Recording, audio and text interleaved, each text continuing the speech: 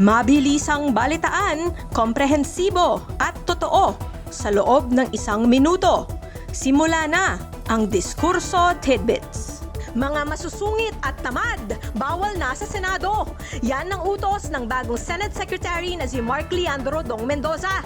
Dapat lang at sana'y gayahin ng iba pang ahensya at nang maging mas mabilis at kaaya-aya ang mga transaksyon. Good news para sa mga PDL at kanilang mga kapamilya.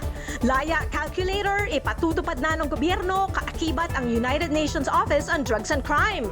Tapos na ang hulaan at pakiramdaman tungkol sa paglaya ng mga preso. BOC nagbabala sa mga OFW tungkol sa mga alok na libreng tour. Gagawin ka palang drug mule. At Sara Duterte nakarecruit na pala ng kanyang running mate para sa eleksyon 2028. Ang VP daw niya ang magpapanagot sa mga gumawa ng mali sa bayan. Sino kaya ang mystery candidate na ito? Balitang mabilis, komprehensibo at totoo. Yan ang Diskurso Tidbits. Basahin ang tungkol sa lahat ng yan at sa marami pang ibang nakatutuwa at makabuluhang balita sa diskurso.ph.